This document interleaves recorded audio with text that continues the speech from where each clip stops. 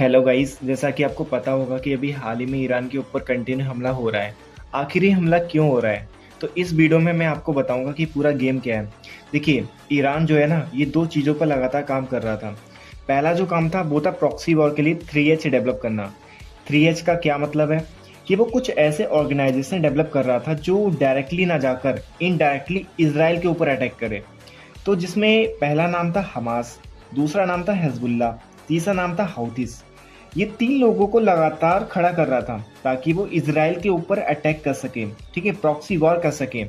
दूसरा था कि वो न्यूक्लियर फैसिलिटी डेवलप कर रहा था। न्यूक्लियर फैसिलिटी क्या है? जैसे न्यूक्लियर वेपन्स डेवलप करना और अपने आप को इतना मजबूत कर देना, जैसे कोई भी कंट्री आप पे अटैक करे तो आप अपने न्यूक्लियर वेपन्स का यूज कर सकें। अब इससे खतरा किसको था? इससे सबसे बड़ा खतरा था इसराइल को। ठीक है, इसराइल को डायरेक्टली खतरा था 3H से, क्योंकि ईरान कभी भी टाइम टाइम पर इसराइल पर अटैक करता रहता था।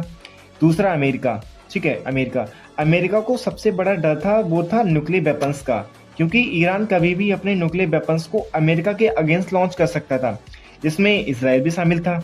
तो इसराइल और अमेरिका ने मिलकर जॉइंट ऑपरेशन किया और सोचा क्यों ना ईरान को एलिमिनेट कर दें। बेसिकली इसके सुप्रीम लीडर को एलिमिनेट करें।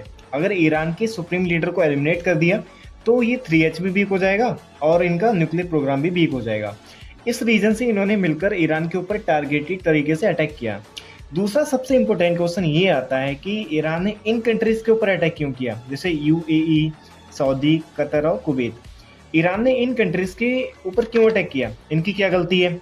इनकी कोई गलती नहीं है। बस ईरान ने ये सोचा कि हम UAE, सऊदी, कतर और कुवैत के बेसिस पर अटैक करेंगे, लेकिन उन्होंने उनके बेसिस पर अटैक ना करके उनके सिविलियन पर अटैक किया, क्योंकि अमेरिका और इसराइल ने भी ईरान के सिविलियन पर अटैक किया था।